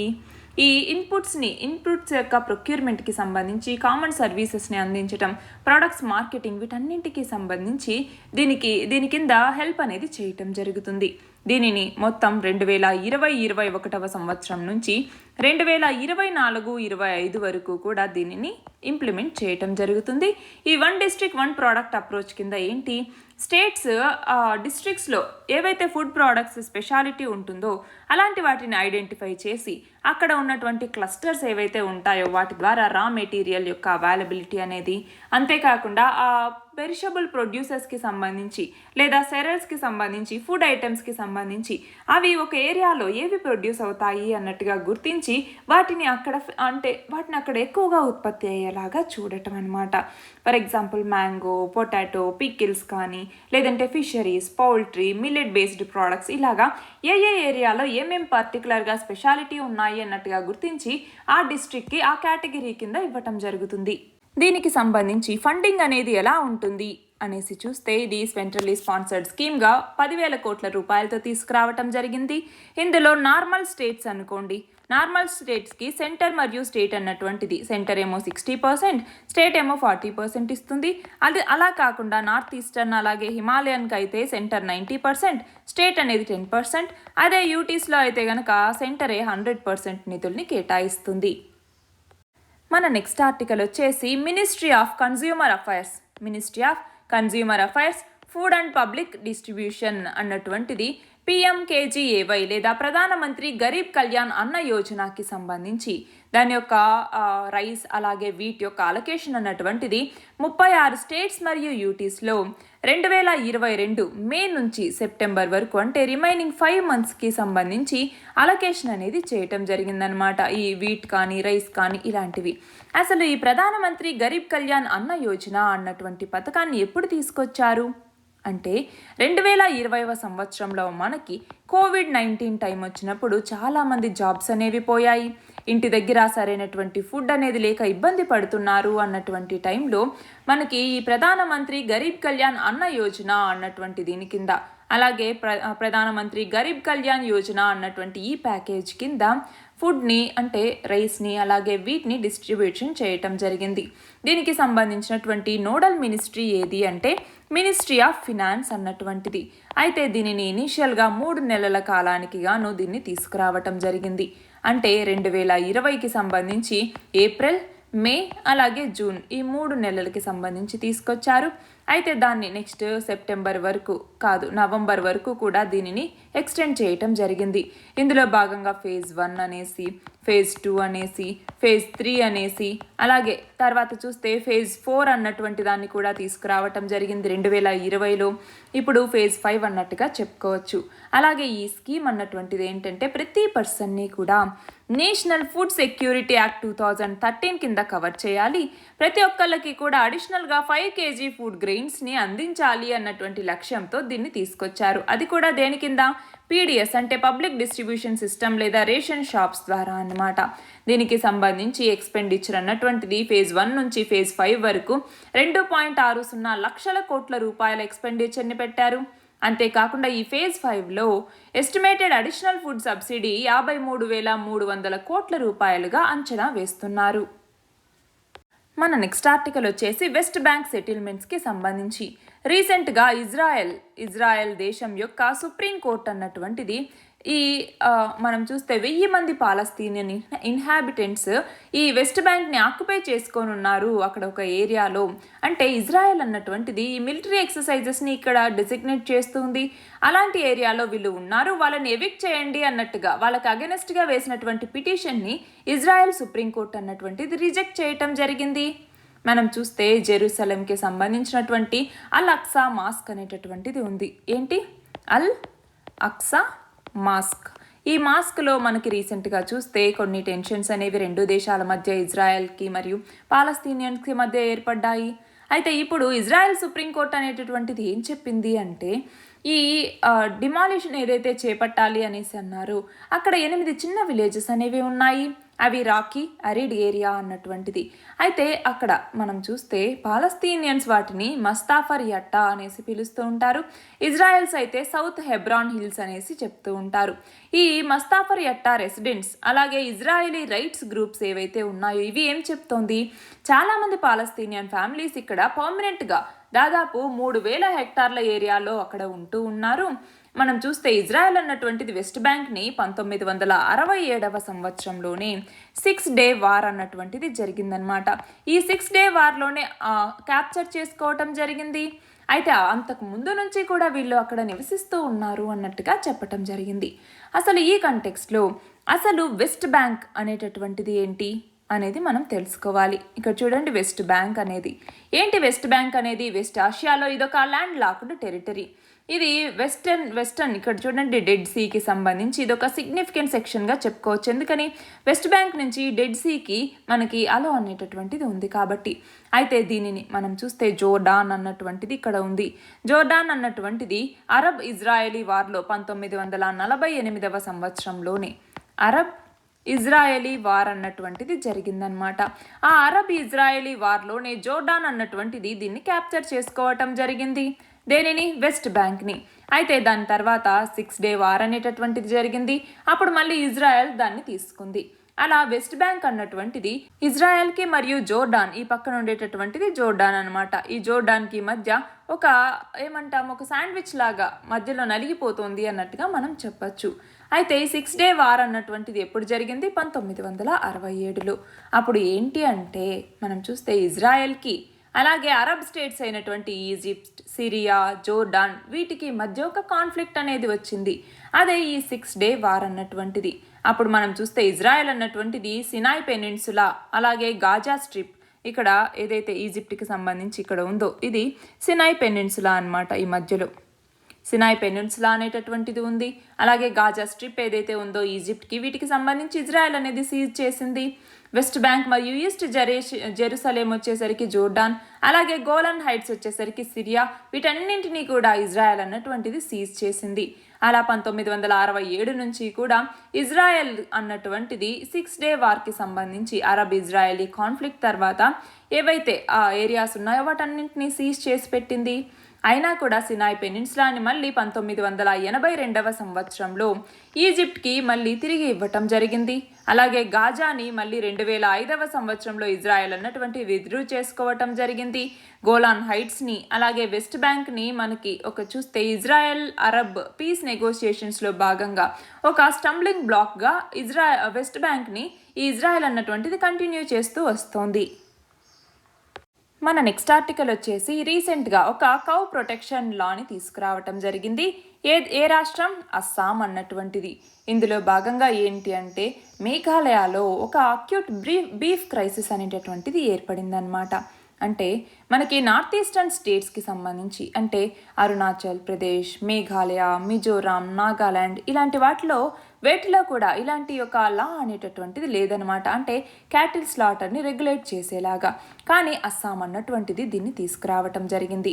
అయితే ఈ యాక్ట్కి సంబంధించి మనం చూస్తే ఇందులో ఉన్నటువంటి ఫీచర్స్ ఏంటి, ఇందులో ఉన్నటువంటి ఇష్యూస్ ఏంటి అనేసి మనం తెలుసుకోవాలి. ఇందులో ఉన్న ఫీచర్ ఏంటి? కౌని స్లాటర్ చేయటం అన్నటువంటిది ఇందులో నేరం. అంతేకాకుండా మనం చూస్తే ఈ 14 years ఆఫ్ ఏజ్ గనక క్యాటిల్కి ఉంటే అది పర్మనెంట్గా ఇన్కెపాసిటేటెడ్ అన్నట్టుగా, అంటే ఇంజురీ కానీ డిఫార్మిటీ కానీ ఇలా వస్తే అప్పుడేంటి అలాంటి క్యాటిల్ని స్లాటర్ చేయడానికి పర్మిషన్ అనేది ఇవ్వటం జరిగింది. అంతేకాకుండా ఇంట్రాస్టేట్ మరియు ఇంటర్ స్టేట్ ట్రాన్స్పోర్ట్ని కూడా రెస్ట్రిక్ట్ చేయటం జరిగింది. అలాగే దీనికి సంబంధించినటువంటి రిలవెంట్ అథారిటీ అన్నటువంటిది క్యాటిల్ని మరియు వెహికల్స్ని ఇన్స్పెక్ట్ చేసి సీజ్ చేసేటటువంటి అవకాశం అనేది ఈ చట్టం కింద కల్పించారు. అలాగే కన్విక్షన్ కింద ఈ సీజ్ చేసినటువంటి క్యాటిల్ని మరియు వెహికల్ని మళ్ళీ ఫోర్టిఫై చేసి, అంటే స్టేట్ గవర్నమెంట్కి ఫోర్టిఫై చేయొచ్చు అనమాట. అయితే ఇందులో ఉన్నటువంటి ఇష్యూస్ ఏంటి అంటే ఈ యాక్ట్ అన్నటువంటిది క్యాటిల్ యొక్క ట్రాన్స్పోర్ట్ని నార్త్ ఈస్టర్న్ రీజియన్లో కానీ, అంటే ఇందాక చెప్పుకున్నాం ఇంట్రాస్టేట్ కానీ ఇంటర్ స్టేట్ ట్రాన్స్పోర్ట్ని ఇది రెస్ట్రిక్ట్ చేస్తుంది అన్నట్టుగా. ఇలా లిమిట్ చేయటం వల్ల ఇబ్బందులు అనేవి ఉంటాయి. అలాగే ఈ యాక్ట్ అన్నటువంటిది క్యాటిల్ యొక్క ట్రాన్స్పోర్ట్ని అస్సాం నుంచి మిగిలినటువంటి స్టేట్స్కి, అంటే స్లాటర్ అనేది రెగ్యులేట్ లేనటువంటి స్టేట్స్కి ట్రాన్స్పోర్ట్ చేయడానికి కూడా రెస్ట్రిక్షన్స్ అనేవి పెట్టడం జరిగింది. అలాగే మనం చూస్తే ఈ సీజ్డ్ క్యాటిల్ ఏవైతే ఉన్నాయో వాటికి దానికి సంబంధించినటువంటి మెయింటెనెన్స్ కాస్ట్ని పే చేయటానికి దానికి సంబంధించిన రిక్వైర్మెంట్ని కూడా మెన్షన్ చేయలేదు. అలాగే ఇప్పుడు ఈ క్యాటిల్కి కౌస్కి సంబంధించినటువంటి స్లాటర్ని బ్యాన్ చేయటం జరిగింది, ప్రొహిబిట్ చేయటం జరిగింది. దాంతో అక్కడ బీఫ్ని ఎవరైతే ఎక్కువగా సోల్డ్ చేస్తూ ఉంటారో ఆ బీఫ్ యొక్క అమ్మకాలు అనేటటువంటివి ఎక్కువగా పెరిగిపోతాయి. దాని మీద కూడా అంటే అమౌంట్ ఆఫ్ ప్రొహిబిషన్ అన్నటువంటిది మరింత పెరుగుతుంది అన్నట్టుగా ఇక్కడ ఇష్యూ అనమాట. మన నెక్స్ట్ ఆర్టికల్ వచ్చేసి వీనస్ మిషన్కి సంబంధించింది. ఏంటి వీనస్ మిషన్కి సంబంధించి అంటే మన ఇస్రో అన్నటువంటిది ఇండియన్ స్పేస్ రీసెర్చ్ ఆర్గనైజేషన్ అన్నటువంటిది వీనస్ మిషన్ ఏదైతే ఉందో లేదా శుక్రయాన్ అనేసి పిలుస్తాము. ఈ శుక్రయాన్ అన్నటువంటి దాన్ని 2024వ సంవత్సరం డిసెంబర్లో మేము దీన్ని ప్రయోగిస్తాము అన్నట్టుగా చెప్పటం జరిగిందనమాట. అయితే ఈ మిషన్ యొక్క మెయిన్ ఎయిమ్ ఏంటి అంటే వీనస్ యొక్క అట్మాస్ఫియర్ని స్టడీ చేయాలి. అంటే టాక్సిక్ ఏంటి, కొరోజివ్ ఏదైతే ఉంటుందో అది, అలాగే అందులో ఉన్నటువంటి క్లౌడ్స్లో సల్ఫ్యూరిక్ యాసిడ్ అనేటటువంటిది కవర్ అయ్యి ఉంది. సో అలాంటి వాటికి సంబంధించి స్టడీ చేయటానికి ఈ మిషన్ని పంపిస్తూ ఉన్నారు. ఇంతకుముందు నాసా అన్నటువంటిది national aeronautics and space administration అన్నటువంటిది 2 రోబోటిక్ మిషన్స్ని వీనస్కి సంబంధించి అనౌన్స్ చేయటం జరిగింది. అది కూడా రోబోటిక్ మిషన్స్ అనమాట. ఈ రోబోటిక్ మిషన్స్ని అనౌన్స్ చేసింది. అందులో డావిన్సీ ప్లస్ అన్నటువంటిది అలాగే వెరిటాస్ అన్నటువంటివి అవి 2. అయితే ఈ మిషన్ యొక్క ఆబ్జెక్టివ్స్ ఏంటి అంటే దీని కింద స్టాటిగ్రఫీ ఏదైతే ఉంటుందో సబ్ సర్ఫేస్ స్టాటిగ్రఫీని, అలాగే ఆ సర్ఫేస్ ప్రాసెస్ని ఇన్వెస్టిగేట్ చేయటానికి, అలాగే అక్కడ ఉన్నటువంటి అట్మాస్ఫియర్ యొక్క స్ట్రక్చర్ ఎలా ఉంది, కంపోజిషన్ ఎలా ఉంది, డైనమిక్స్ అనేవి ఎలా ఉన్నాయి అన్నట్టుగా స్టడీ చేయటానికి, అలాగే సోలార్ విండ్ ఇంటరాక్షన్ అనేది ఎలా ఉంది, అలాగే వెనూషియన్ ఐనోస్పియర్ ఎలా ఉంది అనేసి ఇన్వెస్టిగేట్ చేయటానికి ఇది ఉపయోగపడుతుంది. మన నెక్స్ట్ ఆర్టికల్ వచ్చేసి వరల్డ్ ఫుడ్ ప్రైజ్ 2022కి సంబంధించి. వరల్డ్ ఫుడ్ ప్రైజ్ ఫౌండేషన్ అన్నటువంటిది వరల్డ్ ఫుడ్ ప్రైజ్ లారియట్ 2022ని అనౌన్స్ చేయటం జరిగింది. ఎవరు అంటే యునైటెడ్ స్టేట్స్కి చెందినటువంటి డాక్టర్ సింథియా రోజెన్విగ్ అన్నటువంటి ఈ పర్సన్ని 2022కు గాను వరల్డ్ ఫుడ్ ప్రైజ్కి సెలెక్ట్ చేయటం జరిగింది. ఈమె మనం చూస్తే క్లైమేట్కి మరియు ఫుడ్ సిస్టమ్కి మధ్య ఉన్నటువంటి రిలేషన్షిప్ని అండర్స్టాండ్ చేసుకోవటం కోసం తన రీసెర్చ్ని కొనసాగించారు. 2021లో అయితే డాక్టర్ శకుంతలా హరక్ సింగ్ తను ఈ 2021లో తను ఒక న్యూట్రిషనల్ ఎక్స్పర్ట్ అనమాట. తనకి వరల్డ్ ఫుడ్ ప్రైజ్ అనేది వచ్చింది. 2020లో అయితే ఇండియన్ అమెరికన్ సాయిల్ సైంటిస్ట్ అయినటువంటి డాక్టర్ రతన్ లాల్కి ఈ వరల్డ్ ఫుడ్ ప్రైజ్ అనేటటువంటిది దక్కింది. అసలు ఈ వరల్డ్ ఫుడ్ ప్రైజ్ ఏదైతే ఉందో దీని యొక్క ఆబ్జెక్టివ్ ఏంటి అనేసి మనం చూస్తే, ఈ వరల్డ్ ఫుడ్ ప్రైజ్ని కింద క్వాలిటీ, క్వాంటిటీ, అలాగే ఫుడ్ యొక్క అవైలబిలిటీ ఏదైతే ఉందో దాన్ని ఇంప్రూవ్ చేయటం, దాని ద్వారా అడ్వాన్స్డ్ హ్యూమన్ డెవలప్మెంట్ని తీసుకురావటం అన్నటువంటిది ఈ వరల్డ్ ఫుడ్ ప్రైజ్ యొక్క ఫోర్మోస్ట్ ఆబ్జెక్టివ్. అయితే దీని కింద ప్లాంట్, అనిమల్, అలాగే soil science, food and science and technology, nutrition, rural development ఇలాంటి వాటన్నింటినీ కూడా ఇందులో ఈ అన్ని ఫీల్డ్స్ని కూడా కవర్ చేస్తారు. దీని యొక్క ఎలిజిబిలిటీ ఏంటి అంటే race, religion, nationality, political beliefs ఇవేవి కూడా ఇందులో పట్టించుకోరు. ఏ ఇండివిడ్యువల్ అయినా కూడా దీని కింద ఎలిజిబుల్. దీని కింద $2,50,000 యొక్క క్యాష్ అవార్డు అనేటటువంటిది అందిస్తారు. అలాగే ఈ అవార్డు ప్రెజెంటేషన్ అన్నటువంటిది ప్రతి సంవత్సరం అక్టోబర్ 16వ తేదీన. ఎందుకని అక్టోబర్ 16వ తేదీన? వరల్డ్ ఫుడ్ డే అనేసి మనం ఏ తేదీని జరుపుకుంటాము? అక్టోబర్ 16వ తేదీన. అలాంటి అక్టోబర్ 16వ తేదీన ఈ అవార్డుని ప్రదానం చేయటం జరుగుతుంది. ఈ వరల్డ్ ఫుడ్ ప్రైజ్ని 1986వ సంవత్సరంలో క్రియేట్ చేయటం జరిగింది. మనం చూస్తే ఈ అవార్డుని అందుకున్నటువంటి మొదటి వ్యక్తి ఎవరు అంటే 1987లో doctor MS Swaminathan. Doctor MS Swaminathan ఎవరండి? మన ఇండియా యొక్క గ్రీన్ రెవల్యూషన్కి ఫాదర్గా మనం చెప్పుకుంటూ ఉంటాము. ఎంఎస్ స్వామినాథన్కి మొదటిసారిగా 1986లో ఈ వరల్డ్ ఫుడ్ ప్రైజ్ తీసుకొచ్చాక 1987లో ఈయనకి ఈ పురస్కారం అనేది దక్కింది. ఈ వీక్ మన లాస్ట్ ఆర్టికల్ వచ్చేసి సైక్లోన్ అసని అన్నటువంటిది. ఇండియన్ మెట్రలాజికల్ డిపార్ట్మెంట్ IMD అన్నటువంటిది సైక్లోన్ అసని అన్నటువంటిది సివియర్ సైక్లోన్గా మారుతుంది అన్నట్టుగా అంచనా వేయటం జరిగింది. ఎక్కడ ఈ సైక్లోన్ అనేది సంభవించింది? బే ఆఫ్ బెంగాల్లోనే మనకి ఎక్కువగా సైక్లోన్స్ అనేవి వస్తూ ఉంటాయి. అంటే కంపేర్ టు అరేబియన్ సీ అనమాట. అయితే ఈ సైక్లోన్ అసని అన్నటువంటి దానికి నేమ్ అంటే నామన్క్లేచర్ అన్నటువంటిది నేమ్ని పెట్టినటువంటి దేశం ఏది అంటే శ్రీలంకకి సంబంధించి ఈ అసని అన్నటువంటి మీనింగ్ ఏంటి అంటే సిన్హలీస్లో రాత్ లేదా దీన్నే కోపం అనేసి మనం పిలుస్తూ ఉంటాము. బాగా కోపం అనేసి మీనింగ్లో అసని అనేటటువంటి పేరుని పెట్టారు. అయితే మనం 2020-21కి సంబంధించి మన ఇండియాని తాకినటువంటి సైక్లోన్స్ ఏవి అంటే సైక్లోన్ తౌట్కే అన్నటువంటిది, అలాగే సైక్లోన్ యాస్ అన్నటువంటిది, అలాగే సైక్లోన్ నిసర్గా అన్నటువంటిది, అలాగే సైక్లోన్ ఆంఫన్ అన్నటువంటిది. ఇవన్నీ కూడా ప్రీవియస్గా వచ్చినటువంటి సైక్లోన్స్. ఇప్పుడు సైక్లోన్ అసని అన్నటువంటిది. అయితే మనకి ఏం నేర్చుకోవాలి? అసలు ఈ సైక్లోన్స్ అనేవి ఎలా ఏర్పడతాయి అన్నటువంటిది. మనము అసలు సైక్లోన్స్ అనేవి ఎలా ఏర్పడతాయి, వీటి యొక్క అసలు ఈ ఇందాక అసని అన్నటువంటి పేరు అన్నాము. ఈ సైక్లోన్ యొక్క క్లాసిఫికేషన్ అనేది ఎలా జరుగుతుంది? అసలు ఈ ట్రాపికల్ సైక్లోన్స్ అంటే ఏంటి, అలాగే ఈ ట్రాపికల్ సైక్లోన్స్కి సంబంధించి ఏమేం కండిషన్స్ ఫేవరబుల్గా ఉంటాయి, ఇవన్నీ చదువుకోవాలి. అసలు మనం చూస్తే ట్రాపికల్ సైక్లోన్స్కి సంబంధించి సౌత్ వెస్ట్ పసిఫిక్ ఆ టైంలో అక్కడైతే ట్రాపికల్ సైక్లోన్స్ అనేసి పిలుస్తాము ఇండియన్ ఓషన్ రీజియన్లో. అలాగే నార్త్ వెస్టర్న్ ఆస్ట్రేలియాలో అయితే విల్లీ అనేటటువంటి పేరుతో పిలుస్తాము. ఏంటి? విల్లీ అనేటటువంటి పేరుతో. అలాగే సౌత్ ఈస్ట్ ఆసియా, అలాగే సౌత్ ఈస్ట్ ఏషియా కానీ అలాగే చైనా, వీటిలోకి వచ్చేసరికి ఏమని పిలుస్తాము? టైఫోన్స్ అనేసి పిలుస్తాము. అలాగే నార్త్ అట్లాంటిక్లో కానీ లేదంటే ఈస్టర్న్ పసిఫిక్ ఏదైతే ఉంటుందో ఆ ఈస్టర్న్ పసిఫిక్లో కానీ వీటిని ఏమని పిలుస్తాము? హరికేన్స్ అనేసి పిలుస్తాము. ఇలా డిఫరెంట్ నామన్క్లేచర్స్ అనేవి ఉన్నాయి. అయితే ఈ స్టార్మ్స్ అన్నటువంటిది ఇది కౌంటర్ క్లాక్ వైజ్ కదా ఇలాగైతే, కానీ ఇవి యాంటీ క్లాక్ వైజ్ అనమాట. అంటే యాంటీ క్లాక్ వైజ్లో ఈ సైక్లోన్స్ అనేవి తిరుగుతూ ఉంటాయి. అంతేకాకుండా మనం చూస్తే అంటే నార్థన్ హెమిస్ఫియర్లోకి వచ్చేసరికి ఇలాగా యాంటీ క్లాక్ వైజ్లో వస్తూ ఉంటాయి. అదే సదరన్ హెమిస్ఫియర్లోకి వచ్చేసరికి క్లాక్ వైజ్గా ఇది రొటేట్ అవుతూ ఉంటుంది. అయితే దీనికి సంబంధించి ఏంటి ఫేవరబుల్ కండిషన్స్ అనేవి మనం చూస్తే, ఒకటి సీ సర్ఫేస్ అనేటటువంటిది ఎక్కువగా ఉండాలి. సీ సర్ఫేస్ పెద్దదిగా ఉండాలి. టెంపరేచర్ అన్నటువంటిది 27 డిగ్రీ సెల్సియస్ కన్నా ఎక్కువగా ఉండాలి. అలాగే ఇంకొక ఇంపార్టెంట్ ఏంటంటే కొరియాలిస్ ఫోర్స్. ఈ కొరియాలిస్ ఫోర్స్ అన్నటువంటిది తప్పకుండా ఉండాలి. అలాగే ఈ వర్టికల్ విండ్ స్పీడ్ అంటే ఏంటి? ఇప్పుడు ఫర్ ఎగ్జాంపుల్ ఇక్కడ సీ సర్ఫేస్ అనేటటువంటిది ఉంది, ఇక్కడ లో ప్రెషర్ జోన్ అనేది ఫామ్ అయింది, ఇక్కడ నుంచి ఎయిర్ అన్నటువంటిది అటు ఇటు వెళ్తుందన్నమాట. అలా వెళ్ళినప్పుడు లేదు అంటే అవుట్ఫ్లో అనేటటువంటిది జరుగుతుంది. ఇక్కడ ఉన్నటువంటి దాన్ని ఐ అనేసి పిలుస్తాము. ఇక్కడ ఎయిర్ క్లౌడ్స్ అనేటటువంటివి ఏర్పడతాయి. అలాగే మనం చూస్తే ఇక్కడ ఒక టెంపరేచర్ అనేది ఎక్కువ అవ్వటం వల్ల ఇక్కడ ఒక లో ప్రెషర్ జోన్ అనేటటువంటిది ఏర్పడుతుందన్నమాట. సో హై ప్రెషర్ జోన్ నుంచి లో ప్రెషర్ జోన్కి గాలులు అనేవి వస్తూ ఉంటాయి. దాంతో అక్కడ వామ్ ఎయిర్ అన్నటువంటిది కూల్ అయ్యి అది ఏమంటాము ఒక సర్కిల్ లాగా ఫామ్ అవుతూ అవుట్ఫ్లో అనేటటువంటిది ఇక్కడ నుంచి జరుగుతుందన్నమాట. సో ఈ ప్రాసెస్ అన్నింటిలో ఈ వర్టికల్ విండ్ స్పీడ్ ఏదైతే ఉంటుందో ఇలాగా ఈ వర్టికల్ విండ్ స్పీడ్లో డిఫరెన్సెస్ అనేటటువంటివి ఉండాలి, అంటే స్మాల్ వేరియేషన్స్ అనేవి ఉండాలి.